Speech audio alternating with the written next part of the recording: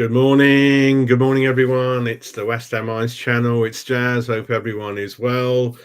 Bank holiday today, so I hope not too many of you are working today and able to enjoy another day off, because it has been largely for me anyway, about a week or just over a week of not having to worry about work. But again, equally not really enjoying West Ham United, are we, everyone? But this is a new concept, new show, West Ham fans chat show, where we're hoping that we get some fans on the show with some questions for me and you and everyone to answer. And then we'll also, as always, interact within the chat. So put your questions in the chat to me and fans that join the show. And also, because, you know, it's such an open channel and platform, as far as West Ham Eyes channel is concerned, and me, if you want to join any future shows, you can always DM me on Twitter. There's my Twitter handle on there at Jazz West Ham. Private DM me and you'll be part of any future shows. And the really good thing is in this concept, and I know this worries a lot of you, when you come on the show, it will be a blank screen and all will be visible will be your name. You don't have to show your face, and it's just audio. As we will show an example, our good old channel friend Matt will be joining us soon from Mexico, and you can see the example. You won't be able to see Matt's sort of face or video, but you'll be able to hear him and you will interact with him, some questions and those kind of things. So I hope that kind of encourages more and more of you to come on. That way, yeah, your private information is hidden. Yeah, you can give me any name you want. Your face is not visible. It's fine, because I know that kind of makes some people nervous. So you can wake up not ready, in your pajamas, doing whatever you want, having a fag, having a drink. No one knows what you're doing. And yeah, so this is a new concept, and Matt will be joining us very, very soon. Before we get started, I'm just gonna look at the chat. We were going to have Steve also on the channel, but he's having some difficulties joining the platform. So I hope we get all the technical details will sort of fix for him for the next show, really. So Steve was unable to join us. And we had another friend, channel Ryan. He's not well. He's dropped off. Frankie's gone missing. I don't know where Frankie is. So it's just that kind of morning. But Matt has joined us. So first of all, good morning, Matt from Mexico. Hello, mate. How you doing, all right? Yeah, not too bad, mate. I was just mentioning, really grateful that you made it, and is the hardest out of everyone is for you to make it, and you've made it. So I'm really grateful for that. Like I said, it's the first concept show, and I think that'll encourage more people to come on. Don't worry about your name, your face, everything's hidden. It's private, confidential. Say whatever you want, and hopefully it'll kick off, and we'll bring it in. Hopefully weekly, but certainly when something interesting comes up. But first of all, Happy New Year to you, mate. And how have you been? Thanks, Been all mate. right? Yeah, mate. Yeah, no, mate, not too bad. Up early this morning. It's 5 o'clock here in the morning. So, well, I'm up anytime anyway this time. But yeah, mate, not too bad. I haven't been on recently because been kind of depressing this season, and haven't really been up for talking about it, to be honest. I understand. I mean, we had a discussion last time, was in and around the Chelsea game when I completely lost it. And since then, that was my peak. And then I have, first time in my life, or one of the, after a long time, I'm watching a West Ham game and I'm not enthusiastic. I'm not excited. I know we're going to lose. Even when we score, I don't jump out of my seat, Matt. I don't know if you've similarly been losing your love for the game a little bit. Massively, mate. Yeah, it's one of those ones that, I mean, right now we're in one of those situations where we're not asking for a complete turnaround and back up fighting for the top 4 or top 6. We're just looking for the ship to be steadied a little bit and looking for a reaction, looking for something to change. And realistically, it's not happening. So I think all of us are kind of in this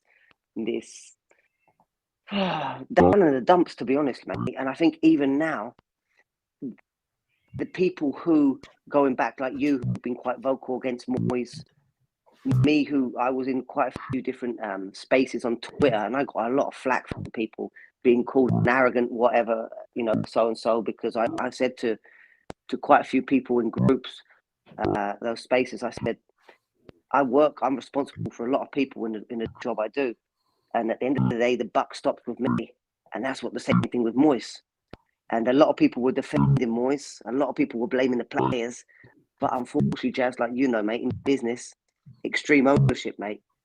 When you're the manager, when you're the one in charge, at the end of the day, it's your job. Like it says, responsible is the ability to respond. And that's not what we're seeing from Moyes. And I think that's why now, I think you'll be very, very hard pushed to find someone that defends Moyes at this point in time. I think the thing with this channel, Matt, I kept on. I mean, you know me, you know the channel. When we started in October, especially me, it was nothing to do with clickbaiting or getting attention or trying to get subs in. I really felt like that.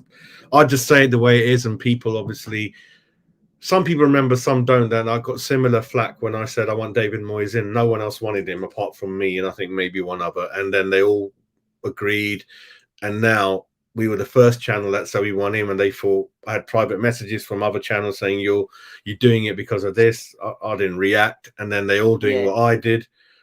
And then we do, and interesting what you said about Twitter. Luckily, I really don't get any flack, to be fair. I've got to be honest, but I do know a lot of people are affected by it, and I do repeat that if you do have a different opinion about West Ham with a West Ham family, discuss it respectively. Don't swear. Don't get personal with anyone. And if you don't, and if you don't agree with it, then don't interact with them. That's the best you can do. Don't reply. Don't engage in any conversation. You know where that's going to end up. It's going to get nasty, and that's kind of my, And the good thing is, I think hopefully there's not too many of those people out there, but I would even say to you, Matt, you kind of know what people, they're usually hidden under a name. My details are all out there. Everyone knows everything about me, but if they've got certain names, and it gets a bit, I mean, I think I banned one or two from my channel. That's nothing. And they were getting personal and swearing online, and there's no need for that, but there's always one or two, but largely great following. And yeah, that was my opinion from the beginning. Good morning to Peter here saying reasons to be cheerful. And again, being honest, I want him out, and the sooner David Moyes leaves, that's when my excitement will go up again. But what I'm getting slightly concerned about, Matt, is all these stories about the focus for the board is on selling the club around May or after May 2023 this year. That clause expires around March, April time. And then there's rumours that Kotensky, he didn't come in to buy the club. What he wanted to do was he's kind of lending him some money in return for a profit. And then he goes, and you can see that his money and his thoughts are elsewhere, away from West Ham. He's doing things in business way outside West Ham. We're a very small part of his portfolio. And yeah, he's going to get a return on his money when the club's sold. He's not interested in buying all of it. There's some American guy who wants to come in. Sullivan wants to buy Cardiff. There were always rumours that he's a Cardiff boy, Cardiff fan, and age is catching up with him. And one of his ambitions in life is to purchase the club. I don't know if you've heard any of those, mate, a couple of days ago. Yeah, I've heard a bit of that, mate. I mean, it's not the first time either, is it? It's not the first time that we've heard rumours about what they're doing to the club or what's going on in the club, and that being related towards these clauses, whether it's the stadium, whether it's selling, etc. And at the end of the day, mate, I mean, I really don't think. I mean, as much as I dislike Golden Sullivan, I don't like what they've done. I really don't think that's the case. I mean, maybe there's something going on behind the scenes, but I really, really, really don't think that they're going to tank the club like this. I just think that. I think what they did with David Moyes after the first time of letting him go, bringing in Pellegrini, regretting it, I think that they're just being extra cautious. And we know that David Moyes is a David Gold man. He's the one that's really behind him on that point. And I just really think that they're giving him time. I think that they're being cautious. And I don't know if you saw what Alan Shearer and Danny Murphy were saying. They were saying that, from a footballing point of view, David Moyes deserves time. So I just think I think it's just coming down to that, mate. I don't think that there's anything more suspicious behind it. Maybe there is in the long term or the medium term, but right now, I mean, their priority is staying in the Premier League. And some of the ridiculousness of, oh yeah, they're gonna get the club relegated because of clauses to do with the stadium contracts. If you do the math, mate, and you're much better than me than that, because you work in that industry. the math of getting relegated is absolutely horrendous. Even if you're talking of a slight discount on the stadium, whatever, but it's absolutely diabolical. Us getting relegated would be catastrophic, absolutely catastrophic. So I think that the board has every interest to keep the club in the Premier League, and anything that people are saying against that is nonsense. Yeah, I think you're right. Like you said, yeah, you get parachute payments. The only thing I was thinking that they would like, and again, I'm just guessing and I'm being a bit extra nasty, is that they will be able to sell all the high earners, Bowen, Rice, without any fans saying anything, and they'll fill up the coffers. The profit and loss will look a lot better, and then they'll go out and buy some cheap. But then if you don't go back up after that year one, your revenue and the ground is not going to be so full, isn't it? So no, and everything, all of the goodwill of the club, because any business that you buy, you're buying the goodwill, you're buying what is behind the club, not only the material assets and all of that goodwill leaving the Premier League, especially how the Premier League is now, mate. With all the massive contracts to globalization that they've done with the Premier League. Being out of the Premier League and hitting the Championship hits you from so many different angles, because you're just not visible worldwide. And you can see their plan has been to make us more worldwide. They bought strategically players from different parts of the world. They tried to increase the interest. I'm sure that the Paqueta decision had a certain marketing aspect to it, because I know a lot of Brazilian guys and they've taken a lot of interest in West Ham because of the Paqueta signing. And going back to the origin of putting London on the badge, which we know is something that is just completely unnecessary for anyone inside the UK, knowing that we're a London club, we're one of the founding London clubs. And they did it, why? To make sure that people around the world know West Ham's from London. Absolutely right. They put that thing in there to and the rumours are that Sullivan is saying to his inner circle, this was always just a property deal. He's not, and as we knew, he's not interested in West Ham's benefit or anything good for them. He was in it as a property deal, and if I remember top of my head, they paid about 110 million for us. They're going to get 500-600 million back. That's 500-600% profit. But then they'll leave the club, Matt, in a worse or equal position when they came in. And we've lost Upton Park. We haven't won anything, mate. And it's a shit show that they've left a mess in, mate. Totally destroyed the history of the club. And it's their conscience, mate. They're business people, aren't they, Matt? Yeah, but they have a conscience. But at the end of the day, mate, I do agree with you. But it could be worse. Look at Man United. Look at what the Venkies did at Blackburn. Look at what was done at Aston Villa. Look at all of these clubs. Look at Leeds going back quite a few years now. I mean, as much as I dislike Golden Sullivan, they managed to rescue us, steady the ship. And are they the people to then move on? No. But then you can look at Golden Sullivan like Moyes. They came in, they steadied the ship, they gave us an okay base. Now it's time for them to move on. The same with Moyes. Came in, steadied the ship, did okay for a while. Now it's time to move on. So, I mean, it's easy to wish for someone new to come in and take over the club. This idealistic, romantic idea of this new football chairman or football owner that will come in and throw money at the club. But it doesn't always work like that, and it's not always the Cinderella story that we're looking for. So I mean, could it get worse? And people say, it couldn't be worse than under Golden Sullivan. Oh, it could. You're breaking up a bit. What headphones are you using? The phone, or you got separate ones? No, I've got AirPods on, mate. I mean, I don't know why. They're breaking in. Yeah, it's kind of making a funny sound. I don't know if you want to just talk through the phone, if it's easier, or try that. Yeah, let me try. Yeah. It's just like a thumping sound every few seconds. You don't know because you're live with me, but I can hear it. Is it better now? Carry on speaking, and I'll let you know. Is it better now? Can you hear me now? I can hear you. Yeah, it's a funny sound after every few seconds. But carry on anyway. I'll let you know. Yeah, carry on. Okay, well, let me take it off and see if that works. Yeah, carry on now. Yeah.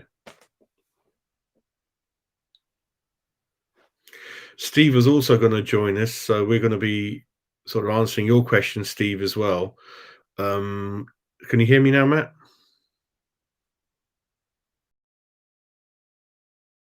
while Matt's sorting his audio out. Steve, yeah, you're right, Steve. We are just about out the bottom three, but that's not due to anything major we've done, mate. We've kind of lost the last 5-6 games, and everyone around us is kind of losing and drawing as well, isn't it? So, but then I think Forest got that point yesterday against Chelsea, which again, it's another point they've made up on us. And I was saying when David Moyes came in, it was a similar position, and if he goes shortly the next few weeks, it will be the same position again, and we haven't won anything.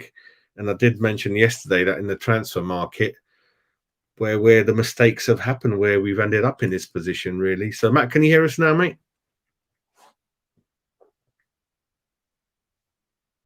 Can't hear you at the moment. But yes, Steve, absolutely right. So let's go through the chat while Matt sorts the audio out. Martin Allen, nice to see you, mate. Hope you're all right. It's just a mixture, isn't it? I mean, they did give him the money. Then we're hearing some of the transfers in the past. They clashed at some of the choices. Was it Zuma versus Milenkovic clashed? And they try to give him more players in the last 2 windows.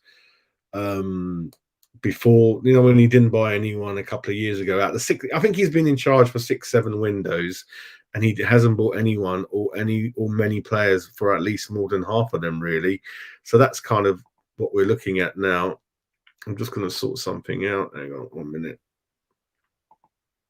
Here we go. So it has been a bit of a shit show. Absolutely right, mate. Steve again. Sorry. Some say, I think even like Frankie said, we've got to be careful not celebrating David Moyes too much in terms of we haven't won in. Matt's back. How you doing, mate? Better now or not? Yeah, fantastic, mate. That's better. There we go. Yeah, brilliant. What I was saying is we've got to be careful about how people will look at David Moyes leaving, and Frankie especially said we don't want to be looked as upon a club and the fans celebrating when you haven't won anything. We haven't won anything, and that's what we're dying for. And going out the League Cup to Blackburn, the Carabao Cup, mate. If you look at the draw now, Forest whipped them 4-1. Blackburn, they got a reasonably okay draw in the last day. Just missed a trick there as well, didn't we, mate? And we missed a trick in the Europa, getting in the Champions League 2 points, because he just wouldn't buy in so many of the windows he's been in charge with, Matt. And this is cumulated. The problems now. He's bought them a lot on himself, David Moyes. Where we are now.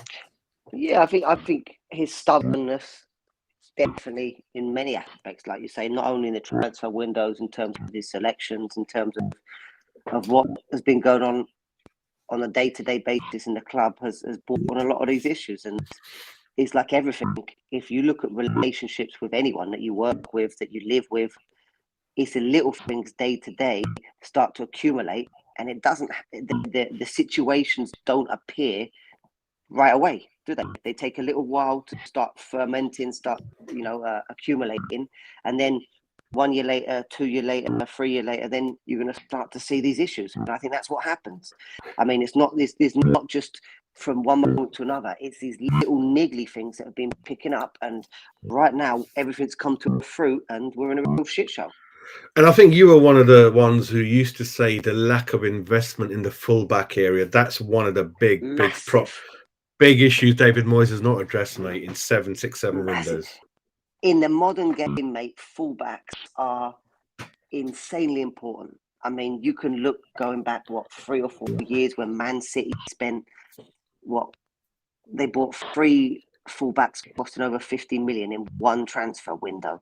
Look at the importance at Liverpool. Look at, let's look at Arsenal right now with their resurgence.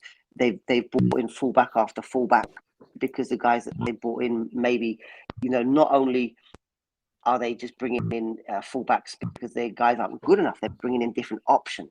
You look at them, they've got 2 options on the left back side, they've got up to 3 options on the right back side, and we just haven't done that. And we've brought in stopgaps, mate. We've brought in people, or we're trying to I don't know, mate. It just seems like the money's not there, and we're just trying to fill in. Maybe it's related to what you're saying, mate. Maybe they don't want to put the money out there. But I said it many months ago, mate. If we were to bring in 2 fullbacks of 20, 30 million pounds, it would revolutionise the team. It would give us, because Creswell, you can't knock what he's done for the club, but he is not up to the level, not physically, and not up to the level in terms of his tactical, his technical capabilities of where we want to go. You know, I think when I did the show last night, mate, I went right to the back and studied all the window that David Moyes had looked at, and what I could see was that we got the same goalkeeper, same back five, and when you look at the back three against Brentford, you got Dawson, you got Oggy, you got Cressy. That is shit, mate. You know, Fabi hasn't addressed none of those issues, and what I was explaining, like you understand, Matt, is that when we buy a fullback, you're looking for a wing back that can play 4-4-2, 3-5-2, gives you extra dimension, extra width, extra winger. Exactly. There's not many of them around. I get that, but you got to make that effort. You got your scouting system, and we all got difficult jobs in our day-to-day lives. But as a scout, that is your job. Go out there. You've only got 2 windows in the year. Go out the whole world and look for these Trippiers, these kind of Matty Cash, and all these type of, even, you know, Ukrainian Arsenal squad I was mentioning. And interestingly, I'm not saying the rumors are correct, but what they're saying is, again, just to say that David Moyes, sometimes it's not his fault. Majority is his fault, but when it isn't his fault, is situations like where he was after that Eintracht Frankfurt wing back, who's one of the best in the world, and the board didn't get the deal over the line. They kept on offering way from what they wanted. It dragged on for 3 weeks. Juve came in from nowhere and grabbed him. So we could have got him before Juve were anywhere near him. And that's another example of doing that. And then what was the reason for buying Vlasic when you know that money could have been used to buy 1 or 2 strikers, 1 or 2 fullbacks? We didn't really need anyone in his position when we had Bowen, Benrahma, Fornells, all those people already. So many mistakes. And then bringing people in, not playing them. Benrahma is obviously not his player. Again, the board, he wanted Eze. They said, no, not at the moment, because we need to wait till, we need to make sure, they said, that Philip Anderson is off the books before we will allow you to spend that money. And it didn't happen till the last day. And then he was the only one unsold, Benrahma, on the shelf. Lots and lots of different things. Moisey. And then a couple of windows, the board sensed that good things are happening. They told him, come on, Mo, you got to buy. You wouldn't buy anyone. And even now, they're offering him a striker in January, and we're being told, he's saying, I don't want a striker. I don't want anyone. So you're pulling your hair, aren't you, Matt? It's just like, what the hell are you doing, mate? You know, you stumbled across a really good formation that worked for you, and then you had a chance to kick on. Money was there. His 18-month original contract was extended. And what people are saying, I mean, I'll read something out from this column, and that'll probably sum me up. What people are saying is that, he's got 2 free games to sort it out. But the new person who comes in, Matt, because there's going to be inevitably a change, it's going to be things like Newcastle, Everton, Spurs, all those games. That's going to be a nightmare for the new manager. He's going to be, it's going to be very, very difficult. But there we go. So I'm going to read out a paragraph which I think kind of sums up Moyes. So this website says Moyes is fantastic when he's working on tight budgets, working with young talents, and when he's building unity and morale in a group. However, it has been proved time and time again that he doesn't know how to work with big money signings, and he can overachieve with a small group, but looks completely out of depth when the club spends big to reach the ambition of reaching the next level, mate. I mean, that's some truth in some of that, isn't it, mate? A little bit. Yeah, mate, definitely. I mean, look at it from a business point of view, mate. Look at the guys who come in businesses, you know this because of your work. There's guys that come in sometimes just as firefighters to businesses, just to steady the ship. Or, guys that come in, the business is in trouble, guy comes in, steadies the ship, analyzes what's going on. Okay, right, we're going to lose a couple of guys here, this and this. We're going to save on costs here and here. 1 year, 2 years, and the guy's gone because he's not the guy that's going to take the business forward. He's just the guy that comes to steady the ship. And that's what Moyes, I think, has got himself into this situation, because like you say, mate, it is one thing dealing with big players. Look at all the great managers. What is the key, like an Ancelotti? even like a Mourinho. What do? They go in, they deal with the biggest players in the world, and they get the best out of them. And one thing that I was, listening to the other day and talking to a couple of guys about is this ridiculous crap that we just keep hearing of. We don't buy the players to fit our style of play. We don't buy, they don't buy in the right players. Mate, we've brought in guys like Haller. We've brought in guys like Paqueta, Felipe Anderson, even now Skamaka that you can say is not really fitting to the style of play that we're playing. Vlasic. I mean, even going back years, we brought in Andre Ayew and Chicharito, guys like that, I mean, realistically, mate, what is the problem here? The people that we're buying or the way that we're playing? Because we've got right now Italy's number 9. We've got Brazil's number 10, and they don't fit into our style of play. You could throw them into 90% of the clubs in the Premier League, and they would probably fit in perfectly. What is wrong with us? And that excuse is just not good enough anymore, mate. I'm just thinking a small percentage of that could be that when the window opens, the manager gives the board the list of who he wants. And sometimes, I don't know how often, they don't get those players over the line. And then Sullivan gets his list out the drawer and they get those people in. And then they get those people in. But we don't know which ones are his, which ones are. We can guess on the pitch. We can guess how the manager is, the chemistry with the player. We can guess if he likes him, if he doesn't. I mean, you can see him. You remember images of David Moyes adopting Lingard as his son. That obviously looks like his player. Benrahma, he will not even look him in the face. There's stories of Alex Krell crying in the car park in the car. I don't think he even spoke to him in the whole year he was there.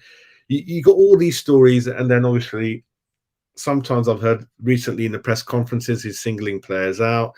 I mean, you're from that continent, but certainly doesn't mean anything, such a big continent. But what you hear locally on the ground of Paqueta, I mean, I don't know would you pay 55 million for him? And what can he provide us, I think, if he's used in the right way for West Ham? I think the thing about Paqueta, mate, I don't know if you could say that we overpaid. I don't know if that's the right way to say it, but he definitely did come with a more expensive price tag. Why? Because of where we bought him from. I mean, the guys coming out of France are expensive.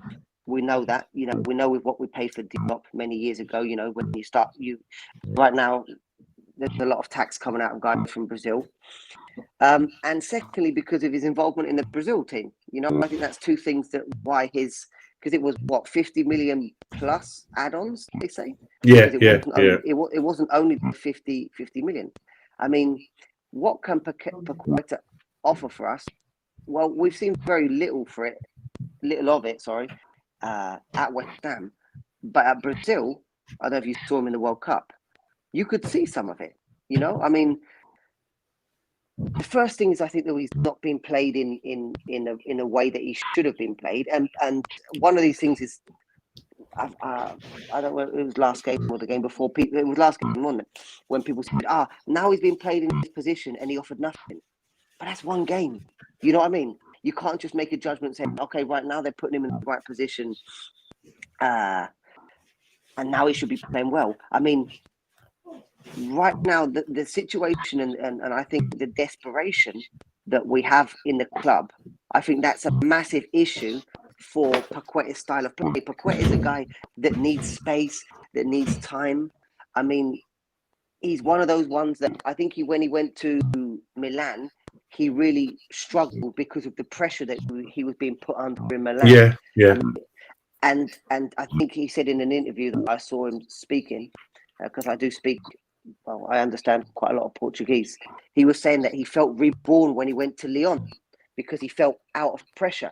And of course, right now, he's feeling massively under pressure because not only is he in an underperforming team, not only is he in a team that he thought was heading towards the summit of the Premier League, and now we're heading towards the bottom of the Premier League, but he's not being played in the positions maybe that he wants to be played. He's probably not being given the creativity because he's a creative player. Look how we saw Moyes try and train the creativity out of Benrahma in the same way. You know, saying, "Oh, he loses the ball a lot. Yeah, He's yeah. making through balls that people aren't getting onto." Well, that's what you're going to be looking from Paqueta. And so, I mean, he's one of those guys. If you look at the numbers, you know, like into the passes into the final third, he's way up there with guys like De Bruyne. But unfortunately, we're in a team that's not going to take advantage of that. So, I mean, do I think we overpaid for him? Yes. Do I think he'll come on good? If we can turn the team around and bring another manager in, I definitely do, because with him and Ben Rama playing well, creative, Jesus, I think we'd be absolutely smashing it, mate. I think it's two separate issues, and whatever I say is there's proof there on my shows. I wanted Ward-Prowse in, right?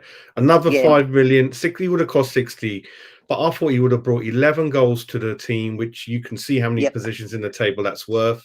He would have sat next to Rice, every free kick, every corner, every penalty, no issues, right? That's what I would have done. But then I do understand that Ben Rama, as far as we know up to this point, what we understand about him, again, nothing personal against Ben Rama, in the big game, certainly, mate, he's just not up for it. He's not consistent enough. He's not pulling strings enough. He's not man enough like Modric to ask for the ball, dictate the play, split teams up. He hasn't got it in him, mate. I'm sorry, to the level that we need yeah, to push to the top six, Matt. That's what I'm feeling, mate. And Paqueta's trying to fix two issues, mate. I find the Suchek issue and the Ben yep, Rama issue.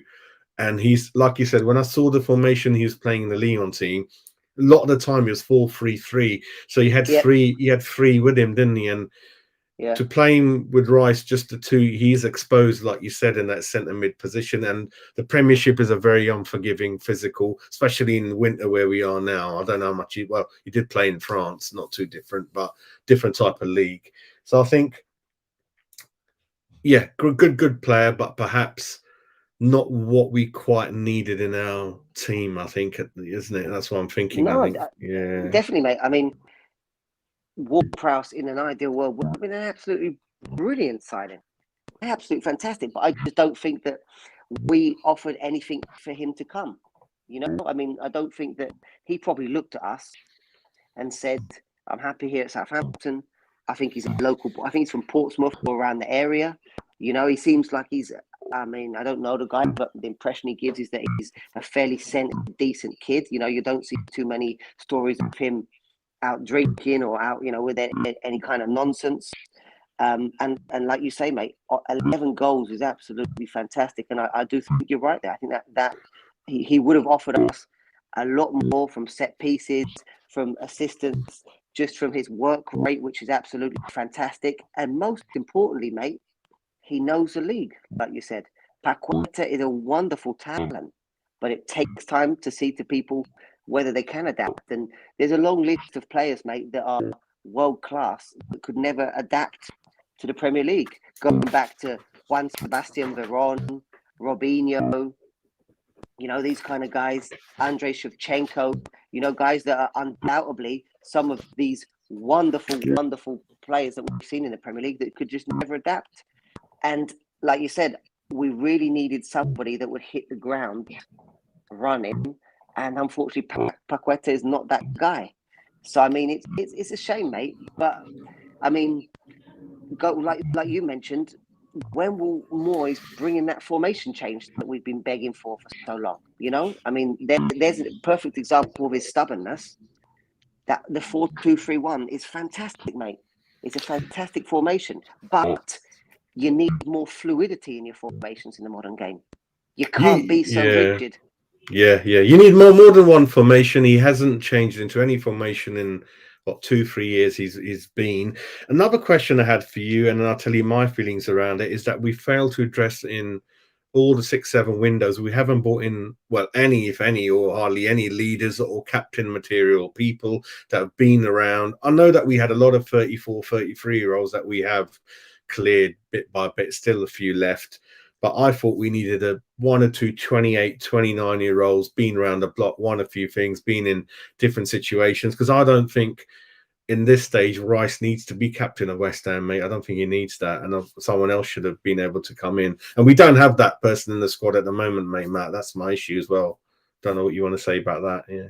Yeah, no, mate, I agree 100%. I mean, I think it was a lot of responsibility for Rice. I think it was given to him basically because of what he's done over the last couple of years, his merit on the pitch. And we know that the best players don't always make the best leaders. In fact, they're two completely different concepts. There's often players who don't offer that much on the pitch anymore, but are wonderful leaders. Look at Noble, over the last couple of years is a perfect example. And I think that, there's a lot of talk now about how Rice flails his arms around and gets in a huff and a puff. And that's a perfect example of what is a negative leader, and I can understand Rice because I think Rice does love the club. I think Rice does want to be there. And I think he's fed up to the back teeth of playing alongside people that maybe are not putting a shift in, or maybe, too many errors like we're looking with Tilo Kehrer. The guy's a good player, obviously, but got that error in the game, and those errors that come in at crucial moments, and not to pull out Ben Rama like Moyes did, but Moyes did have certain sense that pass that he put through to Rice, we could have been 2-0 up. I mean, and I just think that Rice is getting frustrated. And like you say, mate, if it was someone that was a bit older, been around a bit more, 28, 29, like you said, and seen a bit more of football, seen a bit more of the situation that West Ham are in, this up and down roller coaster, because what do we have? 2-3 good years, then we drop off a little bit and then come back. And someone with that little bit more of experience, I think definitely, mate, would have made a massive difference to the club. And it shows the situation, mate, that we're having to bring Noble back in. I think he started yesterday, or he's starting today, isn't he? To come back in and bring that influence back into the dressing room, because it's clear to everyone that the Rice captaincy is not working. Another interesting point, Matt, that I didn't think about was obviously I kept thinking that, one of the options the board are thinking about is bringing in perhaps Warburton as a caretaker or Nolan. But apparently there's rumours now that Warburton was brought in as an attacking coach, and he was quoted as saying that he will try to fix that issue when he came in. And those stats don't look any good, and the board I'm not impressed with him in terms of, if you look at the goals scored sort of stats, not very good for us. I mean, Trini here was one of our regular guys.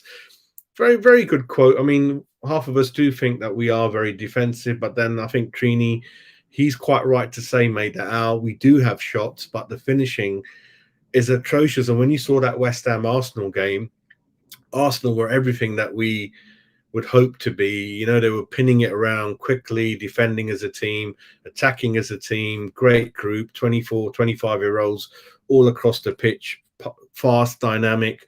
Sacco finish was unbelievable. Nketiah finish, unbelievable. But then when you put Antonio Bowen, those people, I don't know how many times in a game through one-on-one, they just can't finish, mate, isn't it, mate? We are creating chances. That's a very interesting fact. I mean, maybe me more than anyone does say sometimes that, which is half true as well, that we do hold off a lot during the game and wait for the team to come onto us. But when we do get a chance to get a shot in, I don't believe we're ever going to score when I watch it on TV, man. I don't think it's going in, isn't it? Yeah, I do agree, mate. I mean, but the thing is, at this stage that we're at, working on finishing as such isn't what we need. Finishing it, because guys like Antonio, how many years has he been working on his finishing, and it's just not worked? You know what I mean? I just think that the way that we're being set up, the creativity and the freedom that the guys are being given is not the required amount. I mean, like you say, Warburton's come in. Okay, fair enough. I mean, nothing against him. He's got a good reputation. He's thought of very highly. He's had a good coaching career. He had a fairly average managerial career, so that's probably why he's come back into coaching. Obviously, highly respected by Moyes and a lot of people in the game. But as we've seen in many different teams, not only West Ham, a coach is only as good as what he's allowed to be working with from the manager. So we don't know. The coaches are not independent. The coaches are given work to do by the manager. So what is Moyes asking him to do? What is Moyes allowing him to do?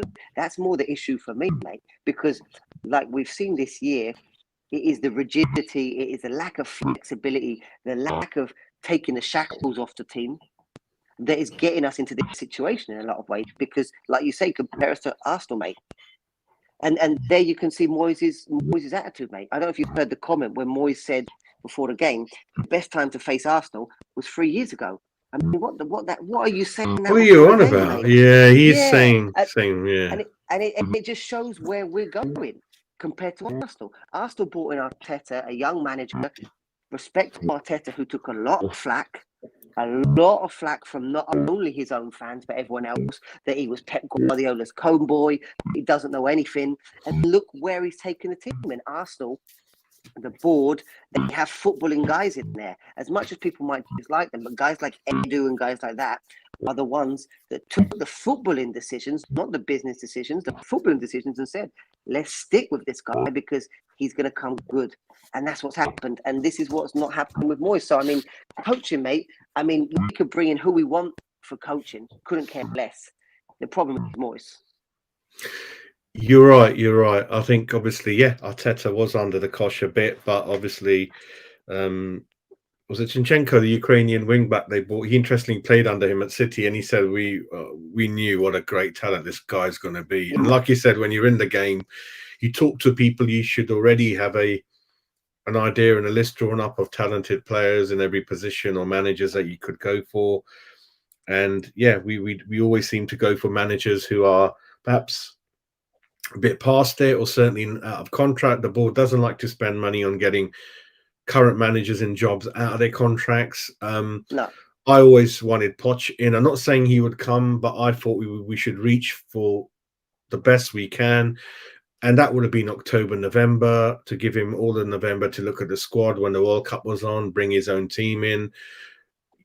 And I don't know if it's on purpose, but the window is, what is it, open today, tomorrow? I mean, he's not even the new manager. If he comes in, he's not even going to have a chance to speak to any of the players, work with them on the ground. What the hell does he know what he needs to bring in?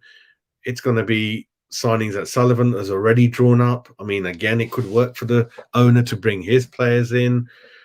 It's just a proper shit show. And going through the summer signings, mate, I mean, it is quite bad. I mean, Zuma, knee, yeah, on and off. Agar's made, well, not his fault, but he's not had any impact on the team. Skamaka looks very, very ill and not even fit, unhappy. You can see that. Paqueta, no input at all. Cornet, who I'll stick my neck out. I like him, but he's breaking down, mate. He might need an operation now. Kira and Emerson together cost 24, 25 million. It doesn't look good at the moment. So you could even make this up, mate. Nothing's gone right, and all the old players are out of form. Kufal is looking for a club. Johnson doesn't want to stay anymore. He's not being played in his right position enough or managed the right way. That's why, David, I can't see 1% that's going right. I mean, Rice, he's running out of things to say in the press conferences, mate. I don't even read any of the comments from the players or managers anymore. It's just copy and paste every game, that kind of thing. Yeah. I don't go anymore, Matt. I gave up my 2 season tickets last summer. I had 3 before the year, and I'm so glad. I do go when I can, but it's not that often. I can pick and choose, and I'm glad because, yeah, things are very expensive in the UK since the Ukrainian war.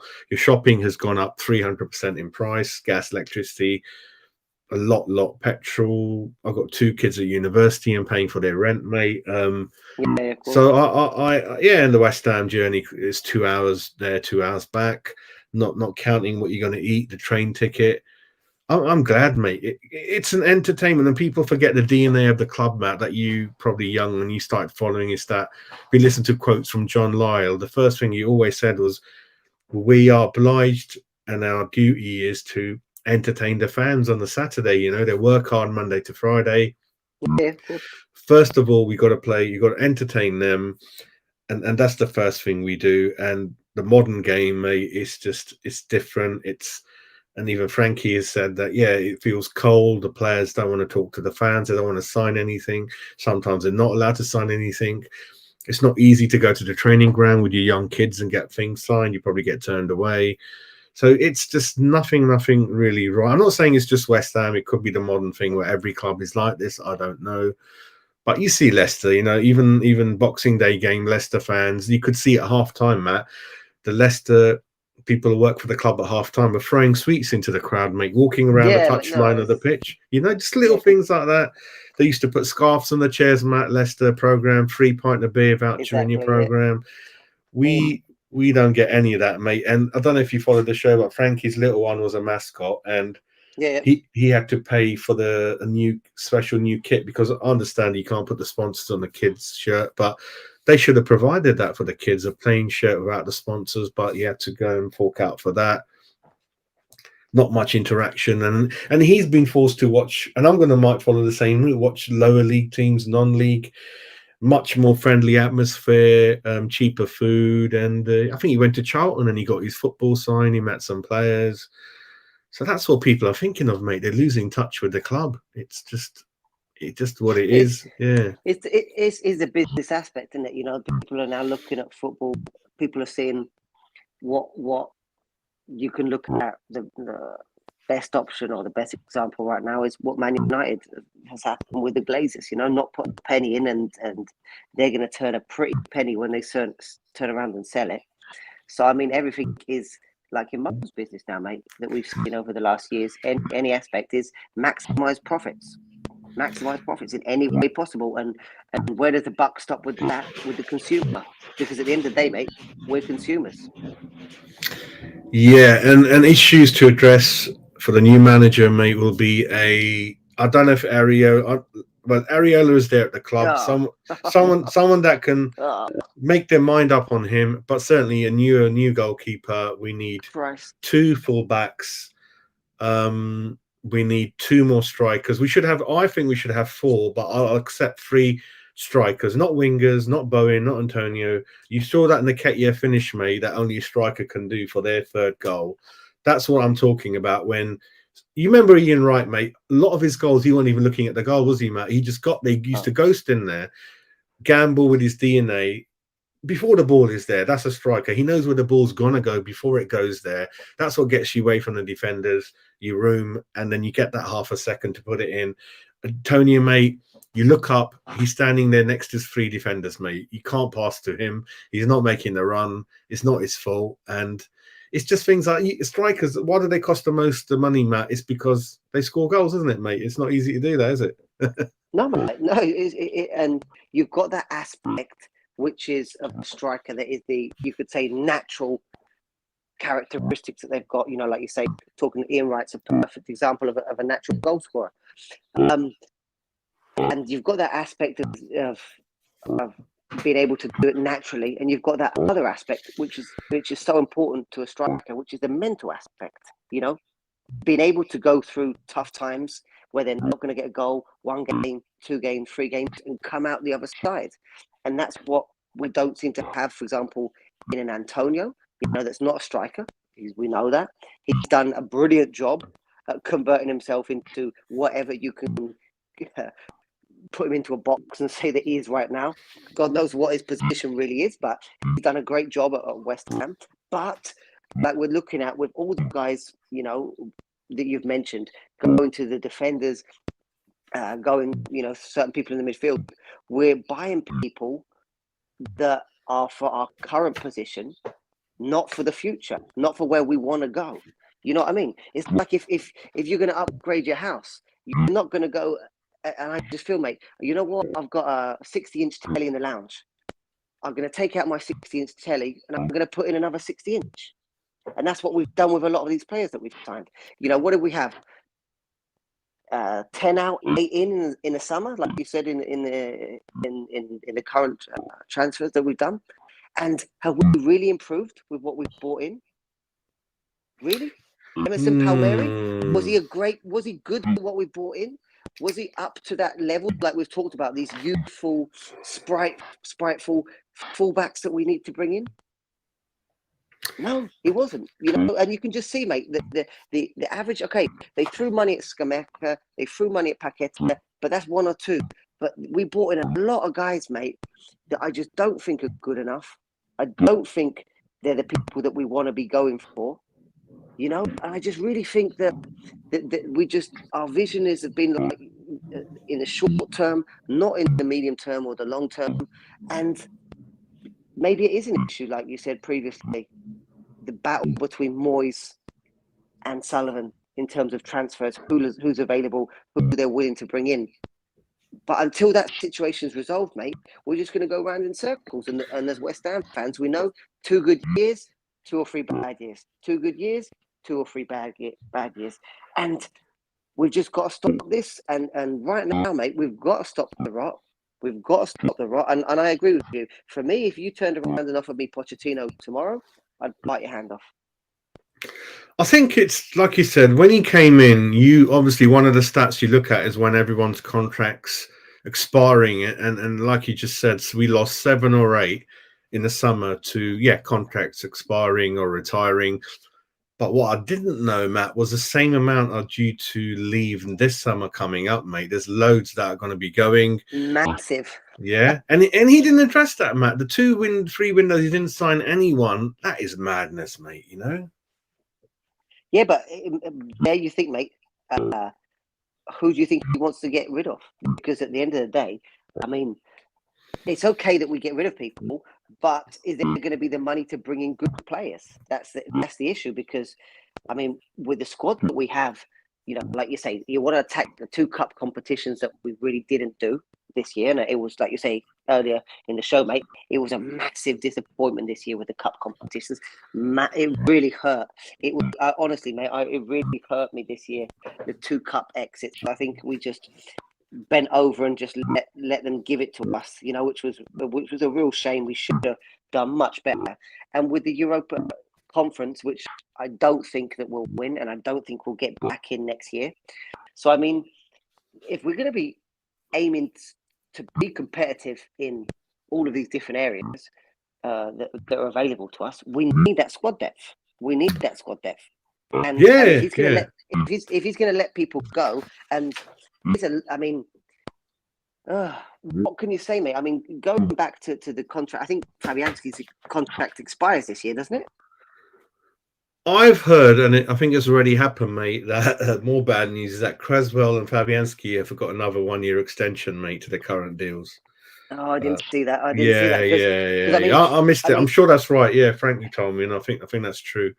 Yeah, because I think that's the key issue, mate. I really just don't understand. I don't understand because it is different, mate. I've worked inside clubs before. I worked inside a club here, very famous club here in Mexico called Club America, which is of course, the Man United club here.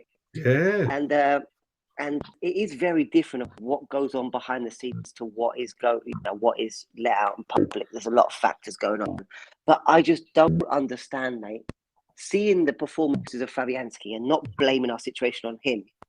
What the hell is going on with Fabianski ahead of Areola? I mean, is there something that we're seeing from Areola in training that he's just absolute useless?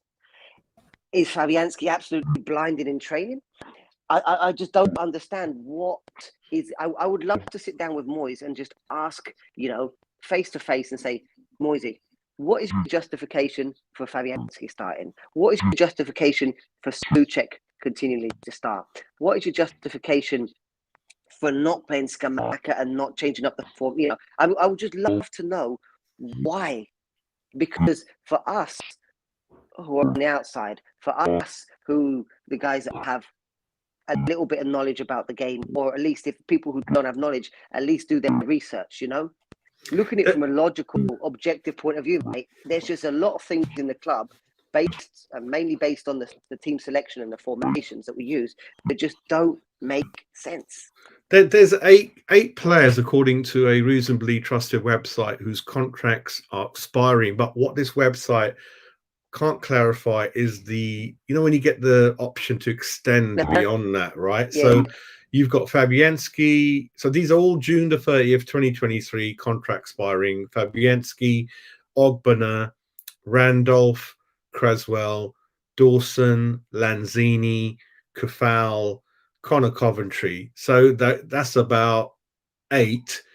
And then the following June 2024, you've got again, you've got Antonio, Souček, Rice, Fornells, Ben Johnson. So those are the first, well, going up to June 2024. That's a good 12. That's not a good position to have 13 players that, up to June 2023, June 2024, really. So that's kind of what it is with that. I heard with Lanzini that we do have an option to extend it. I don't remember. I don't remember where I saw it. Or I think I saw it with his last contract signing. But I think Lanzini does have an option. But I mean, to be honest, mate, of the ones you mentioned, Coventry, poor kid. I mean, I think it's better we get rid of him because he's obviously got something to offer to the game, but just maybe not at our level. Ogbonna, as much as I love Ogbonna, I mean, maybe we can get him into coaching or something, but I mean, I don't think he will stay around. I think he'll probably want to go back to Italy. But I mean, I'd quite happily see Ogbonna leave.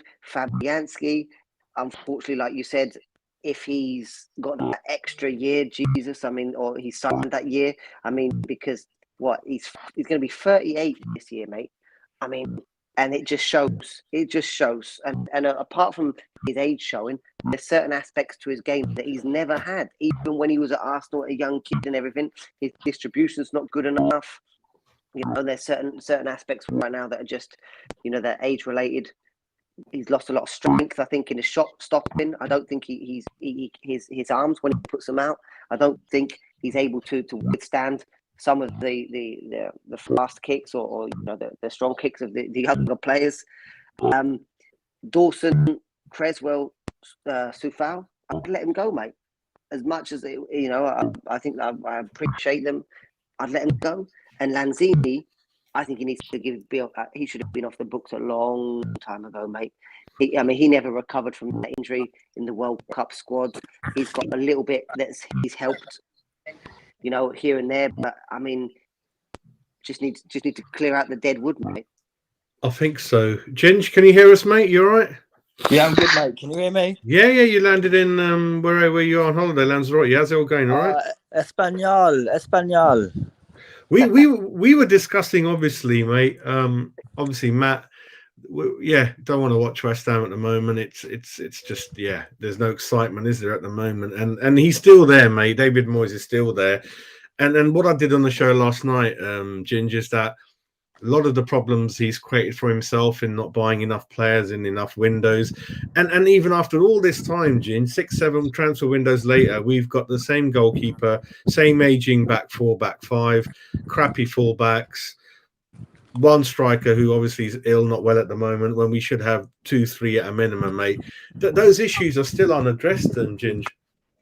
Well, I'll tell you what, Jazz, by the time I come back in a week's time, I want David Moyes gone. I want to be landing back at Stansted and hearing that David Moyes is gone. It's the same old. If you're gonna do the same old shit week in, week out, then expect no different. If you're gonna play the same old players that are not performing, the same system that's just not working, then how can you expect anything different to happen from one week to the next? It's just ludicrous. We can see that. Why can't anyone else? There's players out there that arguably deserve a start or should come in because of other players being out of form. And we've got, I think I heard like there's near enough 130 million, 120 million all out injured. Maybe it's 100 mil all out injured, or just not featuring. And that's a big thing for us at the minute as well. You've got some decent centre-backs, young centre-backs. So we're now having to revert to the older, more experienced centre-backs, which, don't get me wrong, they are all right. They are decent on the day.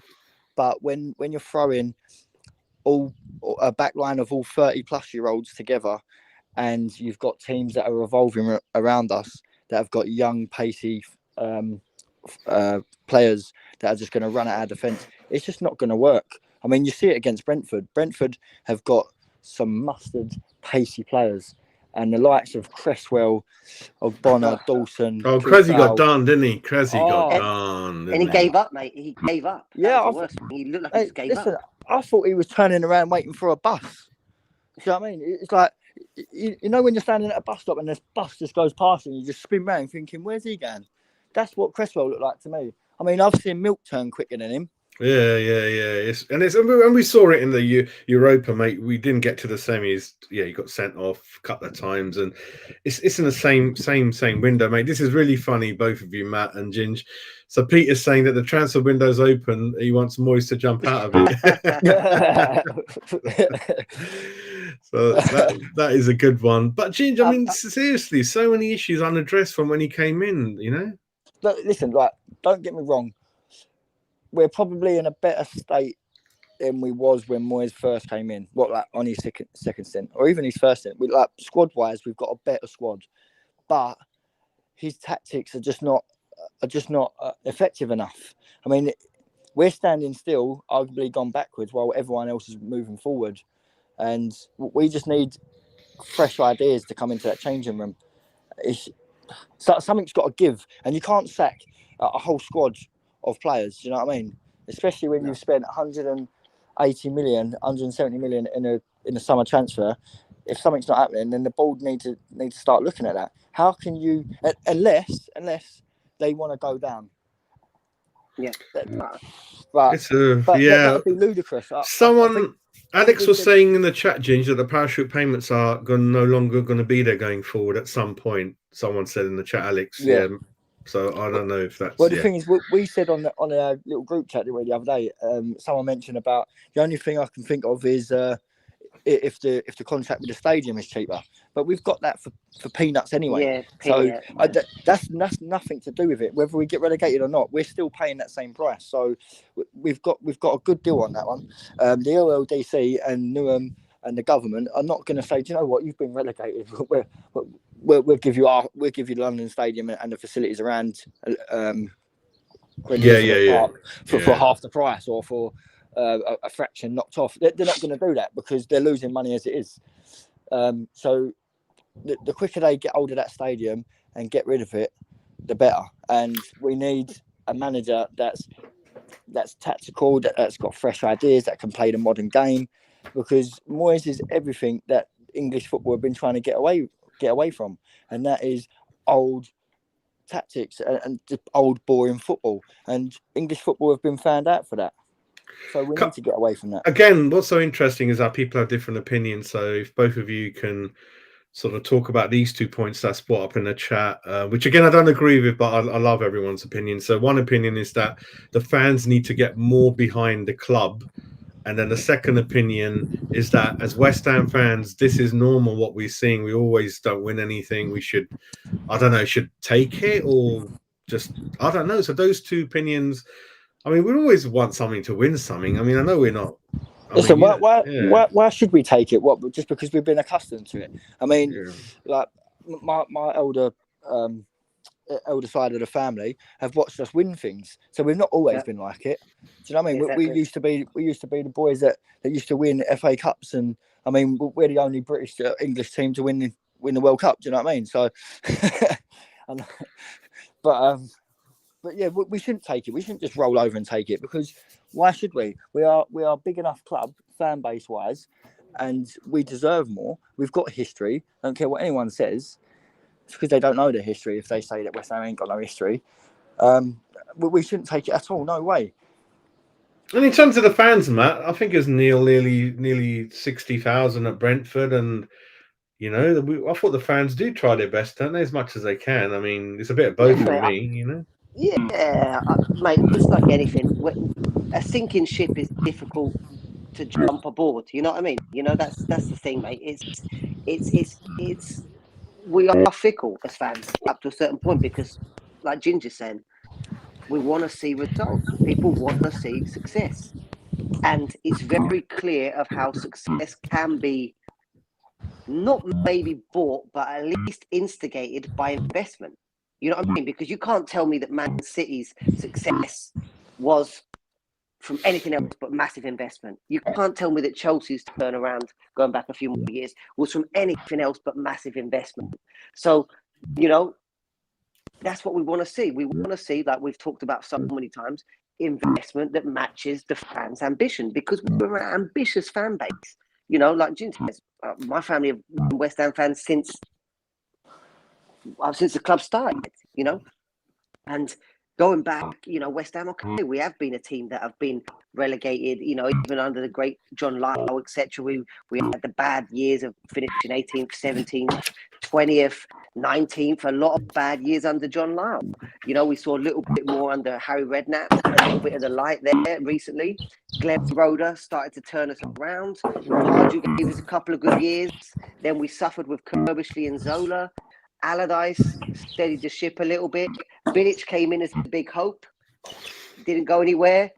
Moyes steadied the ship. You know, Pellegrini came in as another great hope, and nothing happened. I mean, it's not that we're not patient. It's just, you know, we sticking that money into the club. People, like you say, stick the harder money into the club. Of course, they want to see good football. They want it, like you mentioned earlier, that John Lyall always comes back to, and we want to see results, mate. And there's nothing wrong with that. There's nothing wrong with wanting to see your club do well. And of course, it is incredibly frustrating. I mean, if for us that don't go to the games right now, it's incredibly frustrating. Like my family, like everyone's family that turn up week in, week out. You must go fucking mental, mate. Excuse the language. Yeah. So, and guys like you, mate, just giving up your season ticket. Why? Because you're fed up, mate. And you look at it from a priorities base, and you're going to say, you know what? It's not giving me the enjoyment. It's not giving me that, because it's the hope that kills you, mate, when it comes to sports. Is that hope that kills you. And that's what it is with West Ham. We've come off 2 great seasons, 6th in the league, 7th in the league, that could have been something a little bit better. And no one in their right mind would have imagined that we would be sitting in this position right now with 14 points, 17th in the league, horrific goal difference, and losing game after game. So I mean, we do have the right to be frustrated. We do, because we are as much as a club as any owners. But it's a big job for the new manager. I mean, he's got to come in at some point. I don't know who it's going to be. I mean, Ginge, do you have any? Do you know who's going to come in, who might come in, or who you want to come in, mate? And I know who's not coming in, and that's Pochettino. Yeah, I'll probably believe you, mate. I'll tell you for why. Because apparently, and this ain't facts, but someone I know knows someone else that works at Tottenham, and apparently they're already lining up. Getting rid of Conte at the end of the year, at the end of the season, and they've drawn up contracts for Pochettino. That makes sense to me. The other thing I heard, Ginge, was that he said no to Villa because they're not in the Champions League. So that's one of his remits, that he wants a team in or around the Champions League places. So that totally. And then another thing I heard, going back to, he believes that when he's a manager of a club in a certain city, he doesn't like to go to the rival clubs. Like I think in Barcelona, in Spain, he had that thing in here. He didn't want to go to, I don't know if it was Barca or Madrid, he wouldn't have gone to them, you know, all that kind of thing. So you're absolutely right. It was just wishful thinking on my half and ambitious thinking from my half, but because you never know, you know, you got to sell the project, you got to try. But yeah, I mean, the thing is, we haven't got a project there to sell at the minute. Maybe like 18 months, 2 years ago, we could have sold it to him. But what have we, realistically, what have we got now to sell to him? We've got a couple of 50+ mil players that are underperforming, that are non-existent. We've got a 30+ back line that's starting for the last couple of weeks, due to injuries and whatnot. But we've got individuals out there on that pitch. We've not got no togetherness. We're not playing for the badge. They're not playing for the team. They're not playing for Moyes. And I think Moyes has lost the dressing room a bit. A lot of people say that we've started the Brentford game, the first 15, 20 minutes, a lot better than we have in the previous 5 that we've lost. But then it went back to the same old shit as soon as they scored. Exactly. It was against the run of play, but we should have, 18 months ago, we would have had the mentality and the team spirit to go, do you know what, boys, fucking get up for this. And we would have got back in that game. Obviously, Rice hitting the post, Dawson missing that header just wide from a couple of set pieces that looked like West Ham of old. But if they go in, it's a different game. But I just don't think we've got that mentality to turn things around. As soon as we go 1-0 down, that's it. Our heads are drops, and that's when the fans are going to start turning, because they're not seeing anything. They're not seeing no drive, passion, commitment, determination for the team to work hard for each other. Like we were taught as kids, you work hard for yourself as much as you work hard for your teammate next to you, behind you, in front of you. Sometimes you have to do their running if they're out of position or if they lose the ball. You don't slag them off. You fucking drive them. And it's constructive criticism that these players need from each other, not someone throwing their arms up in the air, saying, "Oh, effing this, effing that. What you're doing?" It's like, come on, next one. You G them up. But we're not doing that. And I understand why, because everyone's frustrated. Morale is low, and until you get a good performance or a good result, or you pick up a point or point or three, then you're not going to see that. And it was so easy to see what we should be, or a little bit what we should be, when we played Arsenal, Ginge. I mean, you probably saw the game. Even their manager on the touchline, full of passion, even crosses a line sometimes, said, "Mate, you're nearly on the pitch, mate. You need to get back." I don't like him, but I respect what he does. He's a hard worker. He's a winner in his life. And I don't know if both of you knew, he does have a health condition. Matt might know. He's born with a heart condition, I think, Matt, throughout his life, Yes. that he's had to overcome. And, and to do what he's done in his life, become a pro footballer, and won things. And yeah, and becoming a good manager. You can't knock that from him. And your team is meant to reflect the manager. And when you saw Arsenal, mate, it was what Arteta is. He's a workaholic. He doesn't sit down for 1 minute. That's the way his team were playing. And we are a team that is devoid of ideas and passion, motivation. Listen, we don't even have to argue the fact it's over for David. It's finished. And we were just trying to think of how he got to this position from when he came in. And I was just summarizing, saying it might be a bit better than when he came in, but when you look at the reasonable amount of money that we've spent, it's not as good as we think, because we have not won anything when we could have got close to doing something. And you look at that squad, mate, it's worrying. It needs a big overhaul again, despite spending and bringing so many people in. Even if we did win anything, obviously we never, but even if we just progressed or just maintain that same level coming into this season, but we're not. We've gone backwards. We've gone to the old West Ham of 3-4 years ago, of that same relegation battle, mentality dropping, not performing, not doing the basics, can't even pick a 5-yard pass, triangles, quick fluidity football, intensive football. We're taking 3-4 touches, going sideways, going back, and it's boring. And it's like, it's not the same West Ham, but half the players are the same players that we've seen in the past 2 years, and it just doesn't make sense. So if Moyes carries on doing the same thing, then he can't stay.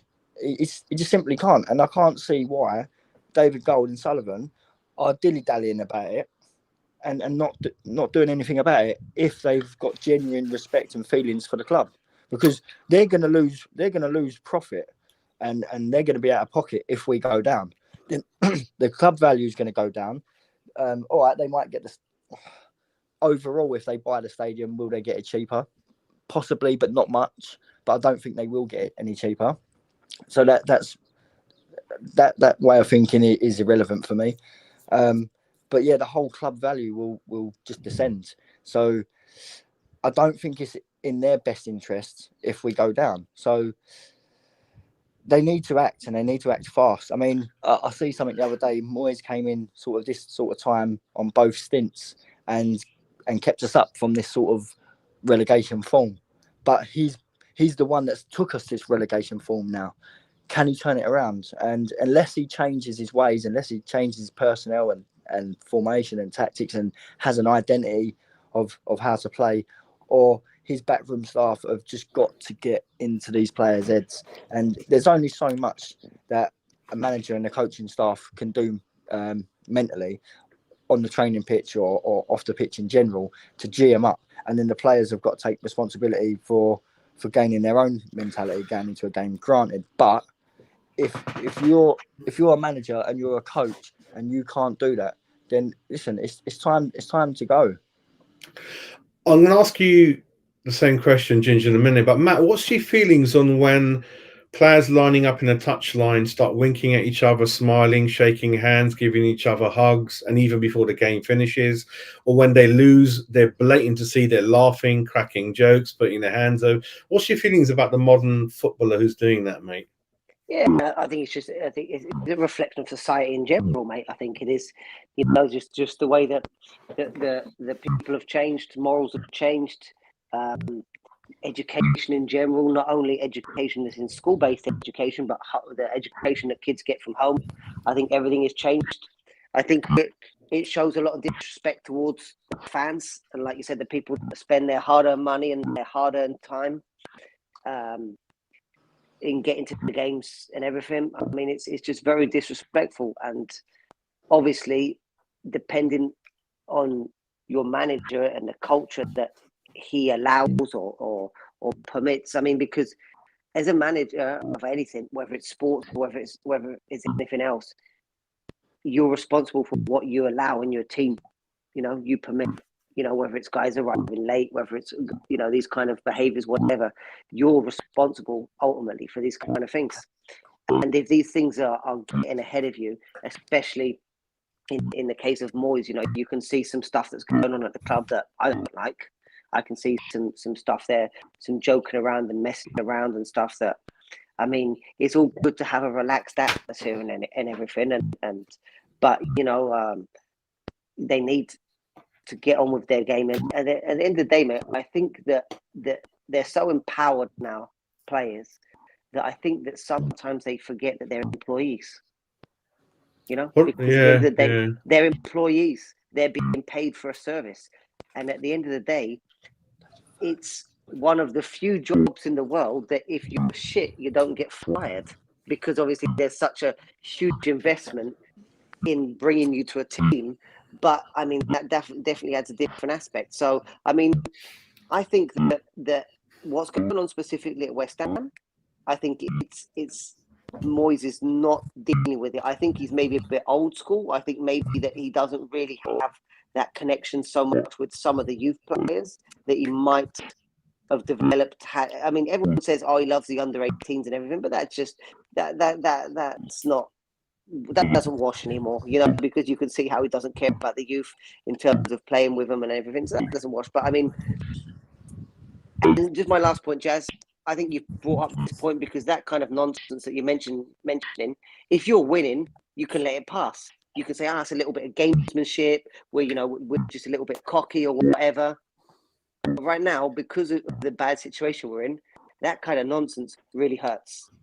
Hurts the fans. What about you, Ginger, on players having a cracking jokes and stuff like that, mate, after the game in the tunnel, all that stuff? Listen, first things first, I agree with Matt there. The way the modern game is and the way they've been brought up around the academies and whatnot, just general schooling, whether it's football academics or whether it's school academics, everything's going to change. I think we've got to accept that. But the way they are, like, I remember playing Sunday League, Saturday League, and playing against people I know, sometimes pals, and I'm like, listen, you're not my friend for the next hour and a half, 2 hours. Very rarely. I think occasionally I'd say hello to someone if we're walking into the ground, and just like, how are you doing, blah, blah, blah. And then that's it. As soon as I'm in that changing room, it's game mode. And that's where the players have got to be responsible enough to sit there and think, do you know what? Yeah, you might play for England and I'll play for England, or I might have played with you a couple of years ago at such and such club. But for the next hour and a half, you're not my pal. Do you know what I mean? And it's that sort of mentality that winds me up, because you're in the tunnel, especially if it's a TV game. Obviously, it's more illuminated to us fans. We can see that. The people that are watching on telly can see that. And it's just not good. It's like you should be there geeing up your own players, not having a cracking joke with the guy that you're about to play against, and possibly battle in a similar sort of position. So if you're a defender, you shouldn't be having a laugh and a joke with a striker. You should be sitting there thinking, right, I'm going to fucking have you today. I'm going to kick you up in the air in the first 10, 15 minutes and let you know I'm here. and make them sort of players don't want to come near you. Same for a midfielder. If you're playing against another midfielder, you're going to want to kick them up in the air early and be like, listen, you're not my pal. And then after the game, win, lose or draw, it's all hunky dory. Just say hello, have a little cuddle, whatever. Do you know what I mean? I ain't got a problem with that after the game, as long as you've put it in during the 90 minutes that you're on the pitch. And I think it's reflective of the modern game, just exactly what Matt said. But it does wind me up because because I think Roy Keane says things like, and I agree with Roy. Just one more thing, this comment from Victor. Hope you're doing well, mate. So the rumors are a little bit not quite that. What they're saying is that Bielsa has already been spoken to in the past for a West Ham job, and there's they don't get on. The owners and Bielsa don't get on for one reason or another. So I don't think he's going to come in. I don't want him. 90%. I just think he's a little bit old and that kind of thing. Do you think, because it was around about the Slaven Bilic sort of time they were talking? It could be, yeah. Do you think it was the lack of his English that sort of put him off and deterred the club or the owners from getting him? I think it's a little bit of that, and a little bit of that. He's a very strong personality. I think if he doesn't get everything his own way, I don't know what could happen. He could, like you said, there's rumors that Moyes is a yes man. I'm not going to get into that because I don't really know truly what's happening behind the doors, but it's a bit of that, mate, you know. So it might be because of that. I don't know. I mean, Southgate's a prime reason where with the England team we've got at the moment, I'm frustrated why I think we could have got close to winning something the last couple of tournaments, but he's quite yes or whatever he's, I don't know, but I think going back to you, Ginger, I think there's a little bit of what you said, a little bit about a strong personality, but also with Bielsa, mate, he's regimental, he's SAS training. A lot of the players are going to die under him, and I don't agree with all of his tactics. They are a bit silly. You're running around like headless chickens and you're leaving the back door open quite frequently. And listen, he's respected, especially, Latin America and stuff like that. But for me, it's timing. Is like some people are mentioning Rafa. For me, the Rafa train we should have caught about 3 years ago, about 3-4 years ago. More than that, 6 years ago. Yeah, something like that. Yeah, not now. He's made his money, got no motivation. He done an awful job at Everton. And who I want? Yeah, I wanted Tuchel, I wanted Poch, but now I'm looking at that AVB, the old Tottenham boy, and Gingy's been around all around the world. And Matt, what do you think about AVB? Great brand of football. No. What about you, Matt? AVB, the old Spurs manager, and done just for that comment alone, for the old Spurs manager, not for me. I just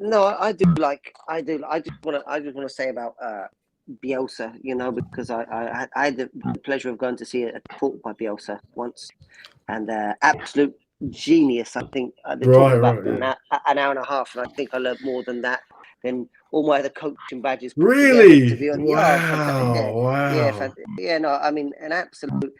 And the difference is he is so articulate in the way that he speaks Spanish, mate. He's a nightmare for any translator because the way that he expresses himself is absolutely wonderful. Do I think he would come to us? Absolutely not. He is incredibly stubborn. He has this romantic idea of football, and definitely we are not the project for him. Absolutely. I mean, he looks more for this like he looked for in Leeds, this opportunity to bring a great club back. I mean, there's rumours that he might go to Ecuador or to go back to Chile, because in Chile, I mean, they absolutely love him.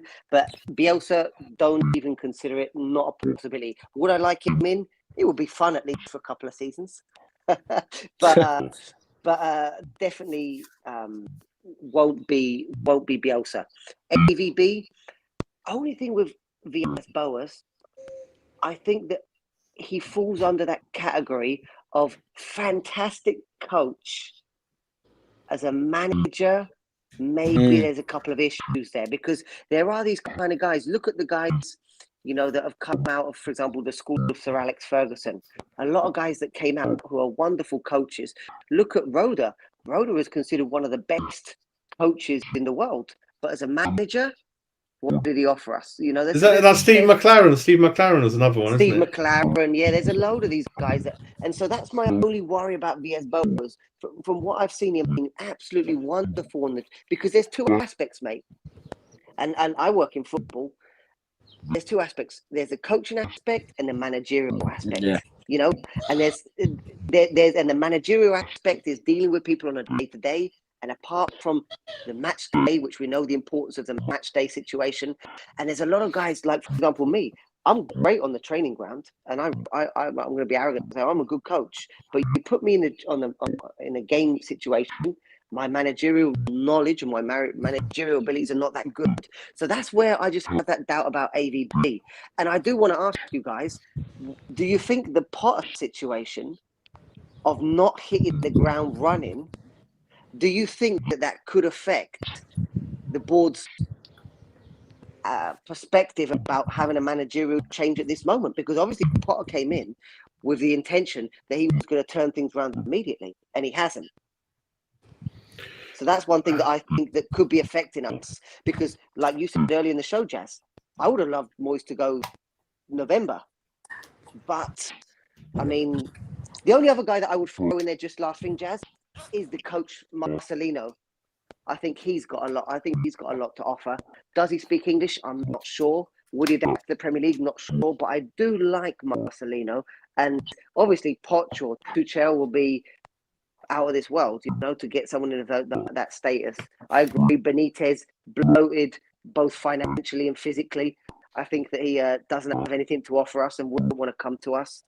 But Tuchel might be an option. But if we are going to get rid of Moyes, it's going to be absolutely essential that we bring someone in. And for the love of God, we can't bring in someone like Sean Dyche, because if we think that Scamacca and Paqueta are playing badly under Moyes, could you imagine those two under Dyche?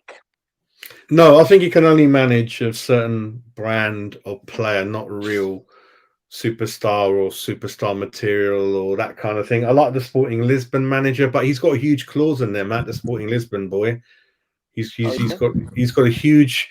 He's hardly been in the game that long, right? A couple of years at the most, but his reputation is through the roof. That Sporting actually paid to get him in the first place, even though he wasn't a manager or coach for that long. And they recognized something in him, and he's earmarked for great things. I think he won the title for them after a long time. He got good results in the Champions League. I think they beat or drew or had played Tottenham and had done really well. Apart from that, mate, I think it's just odd what's going on in the board. And the thing we didn't know was, everyone, was that when you decide, I mean, Gold said, mate, that he didn't want Pellegrini to come in the first time, but that kind of telling me he doesn't have much clout in terms of deciding the manager's position. But when you do make a vote in the board, I don't know how the vote system works. Does someone have half a vote, one vote, then Sullivan has two? So there's a real mix of, the board must be split. Half of them want him out, half of them don't. I don't know whose decision is the final one or prevails. It's a lot of things that up and down in that club at the moment, the future, the ownership of the club. And talking about Tuchel, I mean, in the position we're in at the moment with the clock, I do have to bear in mind that we are not quite halfway in the season in games played because the World Cup break. Sometimes it looks like we're not, but it's a big risk for the managers. And then what I was saying, Matt, was that when you get the sack two clubs in a row in your career, it's difficult to get a job after that. You are putting your head on the line, and I don't think we are in a good enough position to perhaps attract a manager of that caliber whose stock must still be in the top 5 or 6 in the world, mate. I don't know, you know. So, well, someone put there, mate, about in the chat about Postecoglou. I mean, that's an interesting option. That is definitely an interesting option. Where is he, man? Where is he? Well, right now, I'm not sure, mate. I mean, I've not seen much of Postecoglou over the last couple of years. Let me Google him. Yeah. He's very highly thought of. But do I think that he would be a good option? I mean, with the situation that we're in, I would be really tempted to bring in someone with knowledge of the Premier League. Yeah, that's what I would say. With the current form that we're in at the minute and the situation that we're in at the minute, I think it's a safety first job, but not too safe. You know what I mean? Is it Celtic? Yeah, not sort of like not like a too safe option like Dyche or Allardyce or anyone like that, but someone the next sort of level up from that. That's that's steady, that's proven in the Premier League, and that's capable of running or managing a Premier League club. And then possibly looking. So even if we have to do something short term until the end of the season, if Moyes goes anytime soon, then do someone short term, see how he goes. I mean, there was talk about giving Tuchel possibly until the end of the season, and then maybe putting him on a contract after that, seeing how he does. Obviously, if we get relegated or not. The Tottenham scenario is very interesting that Matt mentioned. So what we're understanding at the moment is that Conte, I think he's pulling the strings, and it's not a good match, Conte Spurs, because Spurs willingly or unwillingly, they haven't got the purse big enough for Conte to win the league with them. They haven't got the money. They're not going to give him the money. That's one of the reasons. And he himself doesn't want to stay there anymore beyond this season. So it's not Tottenham deciding. I think it's more Conte saying I've been all right, but long term there's no match between him and Levy and Tottenham. So that's what they're saying. No. And obviously Matt rightly saying that it's like what happens at other clubs. It can have a knock-on effect on who we're trying to look who's available. This comment, Stuart Pearce, what I'm hearing and what, as far as I know, is the second time Stuart Pearce came in, the board wasn't keen on him because he if you remember, he went to the media after the first time and had a go at them. And it's only after a lot of discussions between Moyes that he managed to get him in the second time. So I don't think there's a lot of love between GSB and Stuart Pearce. That's kind of what I know. But I know that especially Frankie he relates a lot of what we're going through at the moment to Piercy leaving and Nevin leaving and all those guys, isn't it? You can see the link. And Warburton has come in. I've forgotten this, but he has come in as an attacking coach, Ginger and Matt. So, and the board are not happy with his input so far, what he's brought to the board. I mean, has he even started working yet? Because we've got no attack at all at the minute. Well, the board are not impressed. The board are not impressed with Warburton, mate. That's what he came in to do, and we've gone even lower and lower in terms of certainly goals scored and things like that, and finishing, which I kind of thought was Nolan's area, but Nolan's very quiet. That's why we don't really have any strong characters in the backroom team, that kind of thing. Can, or maybe Moyes doesn't like a second voice anyway, and he's a dictator. I don't know. Well, that's what I was thinking. Maybe they're not allowed to say too much. Whether it's coming from Moyes, whether it's coming from the higher up. If it's coming from higher up, I can only imagine, and they're giving Moyes so much power, as we're led to believe. Then are they saying, right, Moyes, this is you, no one else? Your guys in the back room, you can bring in your guys, but they're there to do as you say, and do as we suggest or whatever. And they're very limited. Could that possibly be the case? Yes, and I think it's a shame because someone like Nolan has a voice. He's been a leader for Bolton, Newcastle, even West Ham at times. He's always been a leader with or without the captain's armband. But yeah, he's one coach in the backroom staff that I'd like to think that will just grab older players and be like, "What the fuck are you doing? This isn't how you play football. This isn't West Ham." And I know he's not a West Ham boy because obviously he spent most of his days at Bolton. But he spent time with the club. He understands the club. He understands the fans. He likes the fans. The fans like him. And he's not that world beater. And he knows that. He done the simple things. Sort of like Mark Noble. Everyone knew that he wasn't a world beater. But he's got a good footballing knowledge and a good footballing brain. So I think it's stupid to silence someone like Nolan when he's got all the characteristics and the knowledge. I'd even say even to the modern game because he still understands football and he's watched it evolve. I mean, he's not that old. I mean, he only retired like a decade ago, and he's been within football ever since. So. Yeah, if he has been silenced by either Moyes or the club, then I think that's shambolic. Yeah, a couple of points I want to make, and then Matt, you can come in. Is that a lot of people are mentioning Scott Parker, but I don't think he's quite ready. He's not quite No. done enough. So that's for that one. Steve Bruce, I'll tell you what, that's a very interesting name, Apache, because I believe he managed Birmingham with these lot. I'm not sure. I don't know if either of you can. I've got a feeling he's worked at Birmingham with these lot.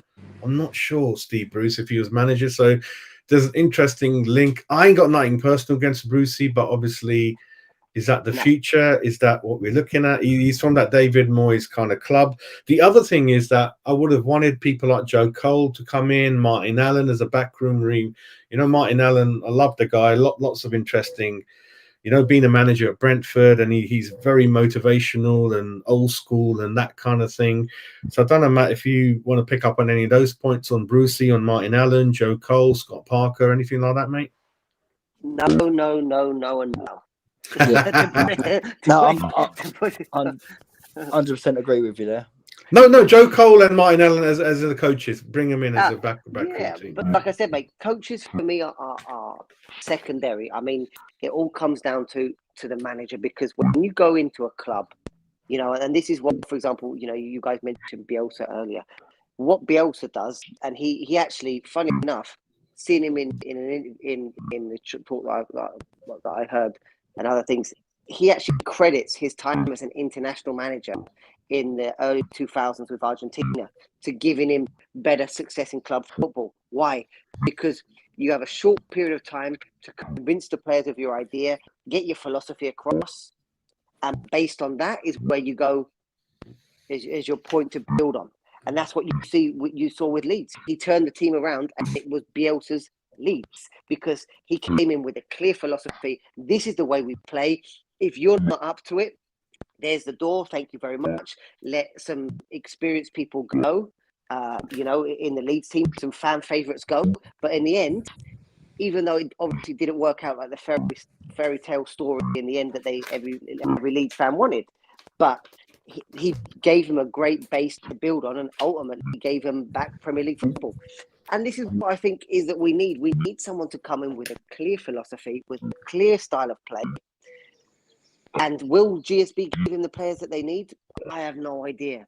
But at least someone can come in and give us some identity. Because for me, David Moyes had a clear identity at the club. West Ham was a team of like retreat and reload. We'd go back, we'd get ourselves structured, organised, and we were absolutely lethal on the break. We went through 2 seasons of being a team, and this is a key point to our situation right now.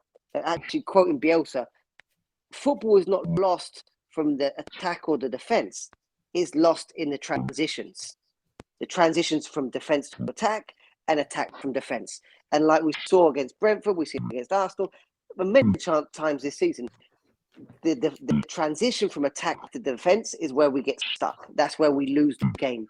And the most worrying thing is that we've lost the transition from defense to attack that was so characteristic of us during our good periods, when we had guys like Lingard, guys like Fornals that were brilliant on the transition and really helped us. Ben Rama could help us in that, but we've lost that aspect. So right now, we're a team that we're just very disjointed. Attacks here, defense is here, and there's just the lack of transition. So we need to get in somebody, bringing this back, circling it around to a manager that's going to come in with a clear identity of a clear philosophy of how he wants to play. That's why we've got to be going for people like Poch, guys like Tuchel, guys like that, and not hanging around this kind of Steve Bruce, etc. This kind of level of players. Even Hudson Tuttle. I mean, honestly, no, not even him. Not even him. No, I think we do really need to go that little bit more above. But would they go for it? Like you say, like they were saying, what's his name? Posteloglou is a Celtic. Would you leave Celtic to come to West Ham? There's a lot more potential. Look at Emery leaving Spain to come back to Villa. But in the current state the club's in, would he do it? And again, it's a guy with a lot of potential, but he had a little bit of work there in Australia. Would he be the right option for us? I mean, for me, putting it down, we've got to go for Tuchel. I mean, Tuchel for me would be the perfect man to come into the club. Knows London, knows the Premier League, got credentials, and I think he could turn the club around, and he definitely wouldn't take any shit. I think the good thing is we are in the Premier League at the moment. We are in London. He's probably got a house in London. Whether we like it or not, it is the league in the world to be at. It's all where all the money is, all the players are there. Italy league, it's low. They can't compete with us. So that's the good thing where it could work, but he would want a lot of assurances over budget and that kind of thing. There could be a get-out clause and all that. We just got to live with that. But going back to your interesting point, so when I was watching the Arsenal game, and I probably repeating myself on the show, what I noticed, like you mentioned, Matt, was that when Arsenal were defending, they're defending as a team. And when they were attacking, they're attacking together as a team. When we were defending, it looked okay because there's 9 people behind the ball. And it looked like we had, we weren't leaving many spaces. We looked organized. But then even through only 1 or 2 Arsenal attackers against our 7-8 defenders, they're still managing to get shots against Fabianski. So that wasn't working. But when the Arsenal attacked, they attacked in 3s and 4s like wolves, pack of wolves. Where we attacked, Bone looked up, there was no one there, isn't it, Matt? So very fragmented, and we can't attack. We don't attack as a team. Going back to another interesting point you said, Matt, about coaches versus managers, what I used to hear was that people like Martin O'Neill, if I take his name first, again, done very, very well in his time and nearly managed us. But the story is that, yeah, we were going to have him in before that Avram Grant season, and we went public with it before he signed. And then he obviously didn't like the way we operate and he pulled out. He only used to turn up at the weekends, Friday, Saturday, Sunday. So he had different coaches, but they said that in terms of motivation in the dressing room, there's no one like him. Harry similarly wasn't a hands-on coach. He had 8-9 coaches. He was good at signing players, putting his arms around players, telling them how good they were, again, motivating them. So like you said, yeah, good managers are managers, but then they leave the coaching to someone else. Whereas David Moyes, exactly. I think he's overkill because his voice is everywhere, and the players are sick of that voice, sick of that message. It's boring. Yeah. And he's there every day. Sometimes if you don't see a manager for 2-3 days, that kind of helps, But I think he's in your face all the time, and that's kind of one of the other things. Really, we're gonna close down now. You boys have been great. We've gone on for quite a while, but I think the first show was quite good. So lots of managers. We've spoken about tactics and where we find ourselves, really. Last thing to say, Ginge, what do you think will happen with David Moyes? Who do you think will come in and who do you want, mate? Those 3 points for you. And then I'll move on to Matt. I don't think Moyes will go anytime soon, unless by the end of January we've not picked up any points. Then he has to go. So we just don't know what our board will do. Do you know what I mean? And then who else you get in? I honestly can't think off the top of my head who I would like to get in, purely on the basis of, Matt's made some good suggestions there with some of the coaches and managers and whatnot. But again, like Matt correcting himself and saying, they've not worked in the Premier League, and will they be able to adapt to a Premier League club and the Premier League itself? So therefore, I can't see anyone like that coming in. Not for me, anyway. And then, as of proven managers, don't get me wrong, everyone would like to see the likes of Poch or Tuchel, but that ship sailed.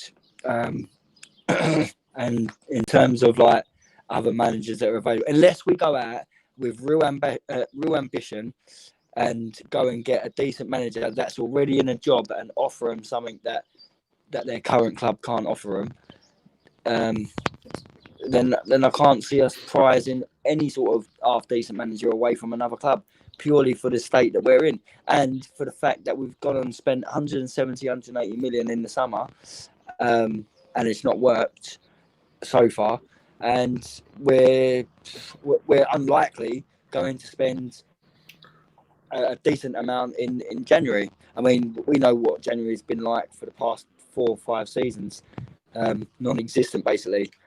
I mean, it's like the January transfer doesn't exist to West Ham because we just don't do anything with it. I mean, the only decent bit of business we've done, you could say Bowen good few years ago. I think he came in January. Lingard getting him on loan, but then we didn't go and pursue it because we were trying to penny pinch and trying to get him for free, waiting for the end of the season. And then look what happened with that. He snubbed us. So yeah, to be honest, I can't really answer your question as much as I'd like to, because I can't really see anyone out there right now that I can think that'll be good for West Ham. Don't get me wrong, there's managers out there that could come in and possibly do the job, but we can do without possibilities at the minute. We need certainty or definites, someone that's familiar within the Premier League. Yeah, Stephen messaged there. Steve Badges, I think. I hope you're well, mate. Long time. Hope you're well. Hope you're healthy. That's the first thing. Happy the other day, Steve Badges. Yeah, happy New Year to you, mate. This manager, I think, Stephen, is the Celtic manager, I think, isn't he? A lot of people speak about. I need to look into this one, Stephen. I might do a program on it. I don't know, Ginger, if you know anything about the Celtic manager. No, not really. Yeah, Matt. Again, same questions, mate. When and if do you think Moyes will go? Who do you think will come in? And then if you got anything about the Celtic manager that you can share with us, mate, because I don't know too much about him, but I know he's well regarded and things. Yeah. Yeah. No. Do I think Moyes will go? I think Leeds will be the crucial one, mate. I mean, because Leeds are not a good team right now. I mean, they brought in some good players, lost a couple, but I do think that realistically, if we lose to Leeds, it's completely untenable, his job. I mean, I don't know how they could realistically keep him in a job, losing to Leeds, 6th loss in a row. I mean, the statistics we can keep putting out of, how that will be 5 wins in 24. I mean, whatever you want to keep saying about statistics, but I just don't think that if he loses to Leeds, I don't think there's any way that he can stay in a job. But will he stay in a job? Probably. I definitely think the board will give him to the end of the season, providing we don't go down. I think he'll maybe pick up a couple of good results. Maybe end up leaving us in 14th, 15th, to be honest. And I think that'll be good enough for the board. And if we're going to bring in someone else, I think it will be to the end of the season. The only way I could see that a change coming in is if we start to lose. If we lose to Leeds, lose a couple more, and we start heading down to 18th, 19th, I think then they might panic and try and make a change. But I can honestly see us finishing this season in 14th, 15th with a mediocre amount of points. I don't think we'll win with Europa Conference League, and we'll just reanalyze at the end of the year. Who would I like in? Definitely of the people available, of what seems to be logically available, Tuchel. I think he's the only one that could realistically come in. Will he want to, like Jin says, because of what's available? Probably not. But I mean, I wouldn't want to. I think it's going to be a massive decision for us, because what happened before? We left Moyes to go for someone in theory better with Pellegrini, and that went wrong. We're going to leave Moyes again. We need to get this one right, because otherwise, what's going to happen? We're going to keep falling back to the safe British manager, like Jim was saying, that's behind the times. Steve Bruce, all those types. Exactly. So what's going to happen? We're going to go exotic with a foreign manager promising everything, creative football, everything doesn't work out well. We go back to the same old safe British manager, and we need to break that vicious cycle that we're in. So the club really needs to think about who they're going to bring in and really do their homework. And I think someone like Tuchel, someone like Poch would be a midway point, because it wouldn't be like a Pellegrini or a Bielsa. It would be someone who is foreign, knows the Premier League, isn't too attacking, would get us hard to beat again. Because that's the thing. I mean, so many times now we've expected, when Bilic came in, everyone said, no, Bilic is going to make us hard to beat. Bilic is going to make us strong defensively. Fuck did he absolutely nothing to see with that, Moyes again, he came in, he made this hard to beat. Brilliant. Well, where's that hard to beat team that we were? So, I mean, I hope someone can come in and make us hard to beat again, make us competitive, bring back those fast, high transitions that we're so used to, because that was a good structure for us. But I like, just to finish it off, won't be to the end of the season, mate. Won't be to the end of the season unless the shit really hits the fan. And that's a sad thing to say. But I mean, what we've got to do now is focus on the Leeds game, and we realistically, mate, have to get 3 points against Leeds because they are pony. They are so easy to take apart. Even though the new guy came in, Jesse Marsh, he's not got them hard to beat. And just got to pick the holes between the lines and really just capitalize on it. And maybe, like you said, get a 4-3-3 in, and just finally break this 4-2-3-1 rut and just go out there and take the game to Leeds. Do you know what I think? Just quickly on Leeds, they score a lot of goals. They're attacking. They're fast in transition, but they're open at the back. They concede just as many as they score. So if we let them come at us, there's a danger that we could concede 2-3. And with the way that West Ham are playing, I can't see us scoring any goals. We don't look like we're ever going to score. Most of our goals came from set pieces, and even they've dried up. Even that's gone to shit. So I think if Moyes plays it in that sort of way, it's all right. We can score as many as we concede because Leeds are like that, and we've got an opportunity to win. Then I think that's how we're going to lose the game as well. Stephen, so sorry to hear that you're not being well in hospital, mate. So hope certainly 2023 brings more health for you. I know you've had so many issues, so many years, mate. So sorry to hear that, and hopefully catch up with you in the new year, see how you are, buddy. But yeah, sorry to hear that, mate. Best wishes, Steve. Yeah, definitely, mate. Yeah, not good health. Like I said, 2023 health is most important, and if you can mix that up with a bit of wealth, all the better. But certainly health before wealth, everyone.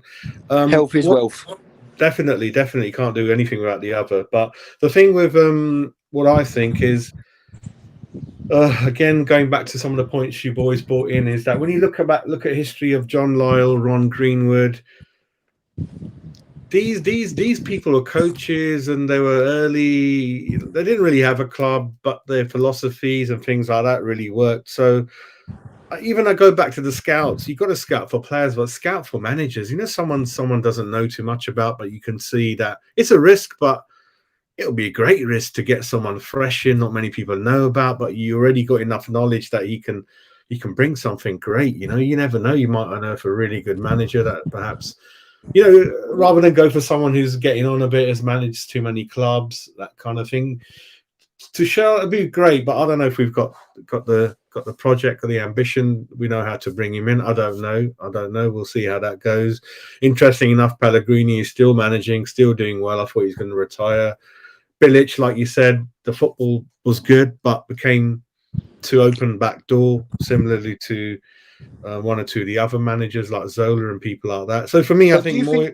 Go ahead. Yeah. Sorry to cut you off. Do you think that Bilic season or that Bilic season that was amazing was heightened for the fact that it was the last season at the Boleyn, it was the last season at Upton Park, so every player was on it, and you had the likes of Mark Noble, that's obviously childhood supporter, and where he was around. I know he's back at the club now, but he wanted something special to happen, so he helped G him up. So I personally think that, don't get me wrong, Bilic was half decent to an extent, but I think that season that it was amazing and he got us playing good football was down to the fact that everyone at the club at the time wanted the best for that season, considering we were moving away. There was a lot of anger towards the club, towards the board, because they've moved us on, and I think that type of football, them type of results, and almost getting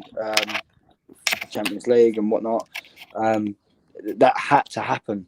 Otherwise, there would just be absolutely toxicity, turmoil at the football club in that year. So I think that, me personally, I think that had to happen, and I think that that season happened because of being the last season at Upton Park. I don't know what you guys feel about that. I think, mate, it was. I know it's a team game. I think it was Payet, mate, 90% Payet. If you remember, when he was away, how he dwindled down the table when he got injured. You're right, and Yeah. I think it was largely Payet driven. And the next season, obviously, we know what happened, and again, he affected everything. I've never seen one man dominate a team and raise the standard of the others around him. That's what happened. They're like, what is going on here, mate? He did everything. So I think he was largely the reason. And after that, Bilic, he kind of, as a person, I think he lost himself and he just had to leave. It just couldn't control what happened, wasn't quite strong enough. And then there's other rumors of that he was too friendly on the training pitch with the players. He didn't have that steel in him, even though he had Dix with him. So I think it's a mixture, like Matt said. We got to look for the next big thing if we can, and look for the. I mean, Southampton, Brighton, Brentford, they bring in managers we don't really know about. I've only had one club. That's what we got to do. Try to see, but then I don't trust our club to be, like I said, keep saying, it's not going to be looking. It's going to go back to the Steve Bruce's and I don't know, Bielsa's or one or two other names. Yeah. Would you take Ralph Hasenhüttl? I know he didn't do a lot, but it just doesn't look good that he's got the sack from a club around you, below you, and then you've got. It just doesn't stand with me to do that kind of thing. That it just doesn't. It looks pretty embarrassing if we do that. But he didn't have a lot of backing at Southampton, and they're not.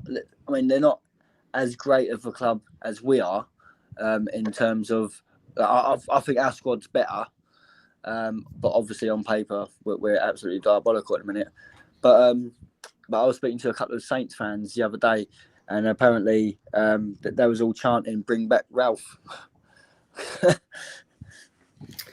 I don't know. I mean, I'm thinking like he's got to go, Moyes, at some point, but I don't know. And even the media, I don't really know. There's no link with anyone, mate. You know, I think they did speak to Poch, and he probably turned them down a good few weeks ago, I think. But that is the worry. And yeah, it could be Deitch. I don't know, mate. And caretaker boss. But what I don't agree with Matt is that we're going to finish 15th, because I think the players are not playing for him, Matt. He's lost the dressing room. They're not, and you can't win without the players. That's the issue, Matt. I think they don't want to play for him anymore, mate. There's not one player that's playing for him at the moment. All the new ones don't want to play, and I don't know how players do. For the naked eye, it looks like they're crossing it in. They're going through and go. It looks like they're trying, but mate, I think there's a thing that players do amongst themselves, especially whoever the leader is out there. So for those reasons, Matt, I don't think we're going to do anything more than what we're seeing at the moment. I think the players are just going through the motions and saying the right things in the press conferences. So I can't see that, mate. I can't see it. Yeah. But it is odd. But for me, I think he's got to go. And like Eugene, I don't know. I don't know who's going to come in. I'll be all right with anyone the way we are at the moment, which is another sad thing to say, isn't it? I don't know. The thing with Hasenhüttl is that Hasenhüttl comes from the Jurgen Klopp school of football. You know, he's talked about what Klopp was as an influence. You know, with the famous gegenpressing. You know, the high press. You know, so bringing in. I mean, it's a nice way to play. Pressing game is a nice way to play, and like we've seen with Klopp, like you saw, we're talking about Bielsa. Obviously, it has its issues, leaving yourself occasionally open at the back. Yeah. But do we have the players to play that kind of system right now? You know, the good thing about the little I know about Hasenhüttl, and what I've watched him, he does seem to be fairly flexible with his tactics, which is nice to see. You know, it's nice to see someone that is willing to switch it up. I've seen Saints play a 3-5-2, a 4-3-3. Yeah. I've seen Saints play a few different formations under this time. But my only worry would be is that would he be able to come in and with the current crop of players that we have, especially like Ginger was saying, that the age we have at the back, you know, would we be able to play the way that he wants to play? I would doubt it, and for that reason, I wouldn't like him. Do I think he's a good manager? I'm sure he could do a good job, but I just think that it might be a good enough guy, but at the wrong moment. Do you know what though? I think on that note that you just made there, I think he would get more out of these crop of players than Moyes are getting out of this team this season. Yeah. And I think it's like you said, he's not scared to change the formation. He's not scared to drop a couple of big players or to switch things up or whatnot. And that's what we're struggling with at the minute. I think Deitch, these players are not right for Deitch. They're not the running around strong. No. They're very soft, and he'll kill them anyway. I don't think that's going to work. He's a strong personality, but he's good in a certain club, in a certain role, not for us. I think the chemistry and makeup of our team is not quite what he's all about. Brexit football. Yeah, so for me, like you said, I think some of them said they want anyone in, and I'm really getting desperate now. You know, it's just a bad thing to say without any planning. But it is that we are kind of stuck. We left it too late, and we're kind of thinking, I mean, should we just get anyone in and get cut the points on the board? You know, you usually get points on the board after the first new manager change. So I don't know, mate. It is odd where we are. We can only explain how we've got here, why it happened, why we're not happy. But in terms of who we truly are confident in, who will come, who can come. And then when you think about it, but there's not that many choices out there that are obvious to my mind of who is available and who can come in. I don't know. There's not really anyone. I mean, Potter's gone. Brentford Frank, I think he signed a new contract with Brentford. Why would he leave? There's just not that many, even like when you look at ex-West Ham players, I can't think of anyone obvious. I mean, I don't know. It's what it is, isn't it? I'm a cheap option. I'd probably get them playing. Yeah. Get one on them in the dressing room, grab a couple of them by the scruff of the neck, throw them about a bit. Yeah. So, let's look at the next game. Let's see. I mean, obviously got Brentford in the FA Cup. We're probably. I think you would do a good job, Jazz, as well. The problem is, Ginge, when you change a manager now, you're kind of what time has that manager got, mate? You know, it's hard. Well, this is why it should have been done. November. It should have been done before the World Cup. So they've got the 6 weeks for the World Cup. I mean, we only had 5 players that went out to the World Cup. So you've got majority of your squad there already still. Obviously, Skamaka wasn't away with Italy because Italy wasn't there. So you could still work with him.